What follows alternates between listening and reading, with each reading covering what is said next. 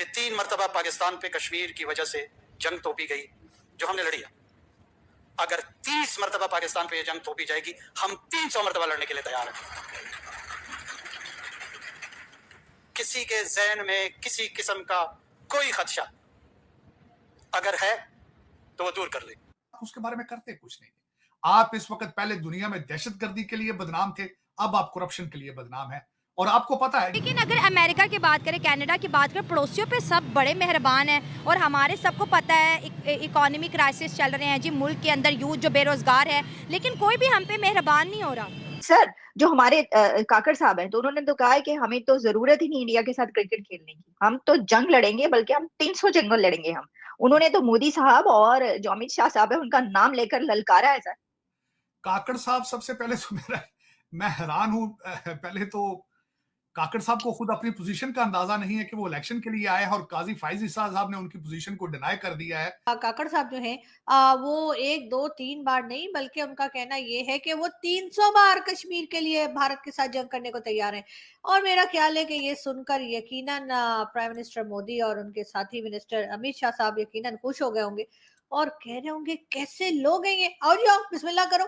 और सबसे पहली बात तो ये कि जी वो जो आपको अफगानिस्तान बॉर्डर के ऊपर टीटीपी और तहरीक जिहाद पाकिस्तान वो जो ठोके जा रहे हैं सर, पहले उनसे तो जाके निपट लीजिए, बाद में 300 बार क्या, आप तो 3000 बार जंग कर लिएगा। कि भारत से बहुत कुछ सीखने की जरूरत है हमें। इस वक्त Bharat is leading not only the region, the world. और उसमें पाकिस्तान का और उस रीजन का फायदा यही है आलिया कि उनके साथ उनसे कुछ लर्न किया जाए। और मेरे ख्याल में इसमें कोई मजायका नहीं होता कि अगर आप खुद तरक्की नहीं कर सकते तो किसी तरक्की करने वाले से कुछ सीख लें। नमस्ते दोस्तों, स्वागत है आपका मेरा यूट्यूब चैनल सेक्शन पर। दोस्तों, जैसे कि आपने क्लिप में देखा, Pakistani caretaker prime minister Inamullah Kakar जो कि बोल रहे हैं कि भारत ने उनके ऊपर 3 बार जंग थोपा है, अगर भारत आगे 30 बार भी जंग थोपेगा तो ये लोग 300 बार जंग करने के लिए तैयार है। और इन्होंने ये भी कहा है कि हमारा लड़ाई हिंदुत्व के खिलाफ है। तो दोस्तों, आप सोचिए, कोई भारतीय प्राइम मिनिस्टर या भारत के जो पॉलिटिशियन लीडर कभी ऐसा कहा हो कि हमारा लड़ाई किसी मज़हब के साथ है, चाहे वो इस्लाम हो चाहे वो क्रिश्चियन हो, किसी भी मज़हब के साथ है। लेकिन पाकिस्तानी प्राइम मिनिस्टर ये खुल्लम खुल्ला कह चुके हैं कि हमारा जो लड़ाई है वो हिंदुत्व के खिलाफ है। जबकि पाकिस्तान में जितने भी प्राइम मिनिस्टर है उनमें से ये जो काकर भैया है ये ज़्यादातर पढ़ा लिखा है, लेकिन इनके जो पढ़ाई है वो भी पता चल जाता है कि ये भी मदरसे से ही पढ़कर आए हैं, क्योंकि ज़्यादातर पाकिस्तान के मदरसे में यही पढ़ाया जाता है कि हमारा लड़ाई हिंदुत्व के खिलाफ है और भारत ने हमारे ऊपर जंग थोपा है। जबकि पाकिस्तान ही भारत के साथ जंग किया है, जितने बार भी किया है। और इनके आप सोचिए, ज़्यादातर मतलब पाकिस्तान में अगर 100 में से 95 लोगों को देखा जाए तो इनका यही सोच है कि भारत ने हमारे ऊपर जंग थोपा है और हमारे साथ मतलब हिंदुओं के साथ हमारा जंग करना है, लड़ना है हिंदुओं के साथ। तो यही अगर सोच किसी देश के प्राइम मिनिस्टर के अंदर हो तो वो देश का हालत आगे क्या होने वाला है। तजाद तो मैं समझता हूँ बिल्कुल है, लेकिन फॉरेन पॉलिसी जो कि मेरे ख्याल में आपकी है ही नहीं, उसको एक बहुत बड़ा धचका लगा है। मैं समझता हूं कि आप you already isolated in the world. आपके अफगानिस्तान के साथ आप बॉर्डर है, उनके साथ आपके हालात क्या हैं, आपके भारत के साथ रिलेशनशिप कैसे हैं। आज ईरान ने भी आपको जवाब दे दिया है, सी पैक पे आपने पिज़्ज़े बना लिए हैं, आज आप अमेरिका बैठे हैं यहाँ पे। अब मैं ये समझता हूं कि आपके रिलेशनशिप किसके साथ ठीक है। अगर ठीक है तो सिर्फ उन ममालिक के साथ जिनसे आपको उम्मीद होती है कि वहां से कोई डॉलर या पाउंड मिलेंगे। लेकिन मेरे ख्याल में इसको फॉरेन पॉलिसी नहीं कहा जा सकता, इसको डॉलर डिप्लोमेसी कहा जा सकता है। वरना मैं समझता हूं कि आज इस वेरी इंसल्टिव, लम्हा फिक्रिया है कि उन्होंने आप पे बद एतमादी का इजहार क्यों किया है। They don't trust you anymore. क्या वजह है? हालांकि वो सऊदी अरेबिया से ठीक उनके रिलेशनशिप ठीक है। क्या वजह है? क्या वजह है? इसकी वजह यह है कि because you are not serious, you are not serious about Pakistan, you are not serious about yourself. सबसे बड़ी बात यह है क्योंकि आपने 76 साल में कोई ऐसा स्टेप नहीं किया जिससे आपकी कोई दुनिया के अंदर पिज़िराई हो, कोई रिकग्निशन हो, कोई एक अच्छा अमल आपने ऐसा किया हो कि people can rely on you. अब तो पाकिस्तानी खुद भाग रहे हैं वहां पे, ईरानियों ने आपके साथ क्या करना है। लोग बेचारे कोई पैदल भाग रहा है, कोई जायदादें बेच के भाग रहा है, कोई कुछ कर रहा है, कोई कुछ कर रहा है। इस तरह के हालात, बॉर्डर आपके कंट्रोल में नहीं है। मैं कई दफा समझता हूं आपके कंट्रोल में सिवाय करप्शन के है क्या? करप्शन में सिर्फ बिजी हैं आप, और कुछ भी नहीं कर रहे। जो हमारे काकड़ साहब हैं, तो उन्होंने तो कहा है कि हमें तो जरूरत ही नहीं इंडिया के साथ क्रिकेट खेलने की, हम तो जंग लड़ेंगे, बल्कि हम 300 जंग लड़ेंगे हम। उन्होंने तो मोदी साहब और जो अमित शाह साहब है उनका नाम लेकर ललकारा है सर। काकड़ साहब, सबसे पहले तो मैं हैरान हूं। पहले तो काकड़ साहब को खुद अपनी पोजीशन का अंदाजा नहीं है कि वो इलेक्शन के लिए आए हैं, और काजी फाइज ईसा साहब ने उनकी पोजीशन को डिनाई कर दिया है कि इलेक्शन कमीशन के होते हुए इस गवर्नमेंट का सेटअप की कोई वजह जरूरत नहीं थी। और दूसरा, काकड़ साहब को मैं पूछना चाहूंगा, हिस्ट्री के हिसाब से देखते, ये मेरे अल्फाज नहीं है, असगर खान साहब के, एयर मार्शल असगर खान साहब के यूट्यूब के ऊपर आज भी इंटरव्यू है कि सारी जंगें आपने शुरू की और सारी जंगें आपने हारी, सारी जंगें आपने हारी हैं। पाकिस्तान एक ऐसा मुल्क है जिसका 60% जिस्म का हिस्सा कट चुका है 70s में। बल्कि मैं ये आज एक चीज कोट करना चाहूंगा काकड़ साहब को।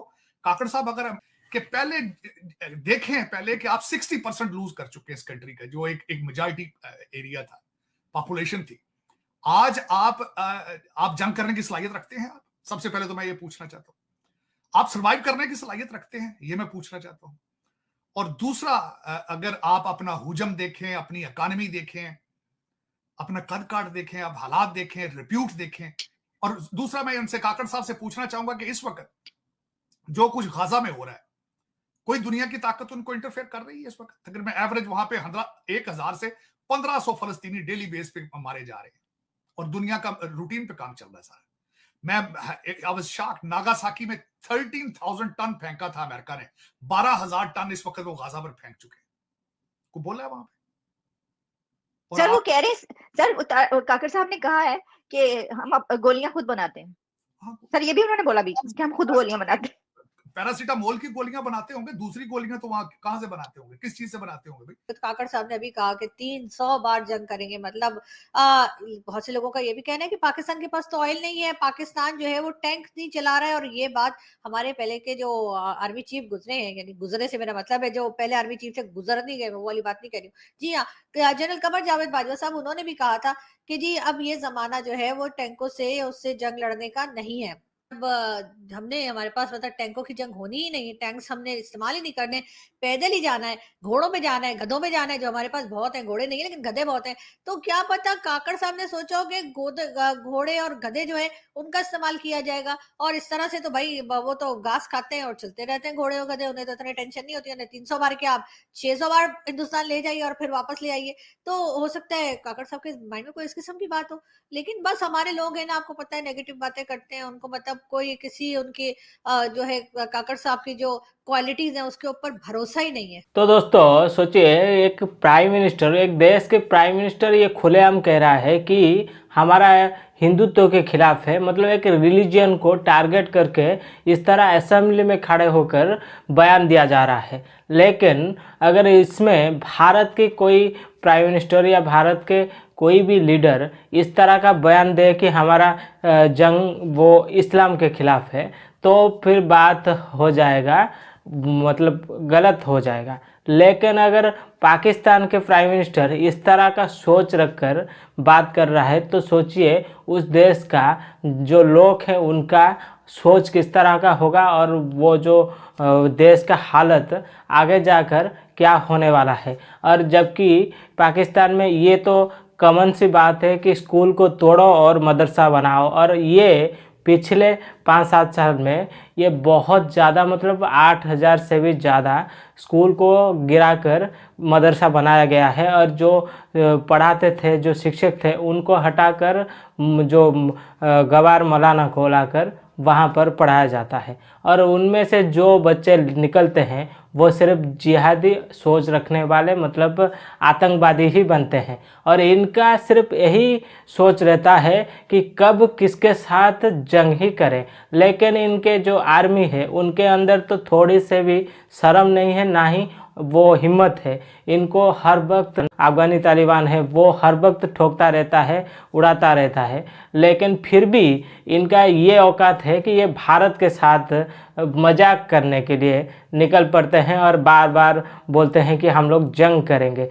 जबकि जो 93,000 सरेंडर करके जो नाक रगड़ कर गए थे वो इनको याद नहीं आ रहा है। और इस बार अगर कभी भी हुआ तो मजाक होगा, भारत बच्चों की तरह मतलब फुटबॉल की तरह उड़ाएगा, इनको पता नहीं चल रहा है।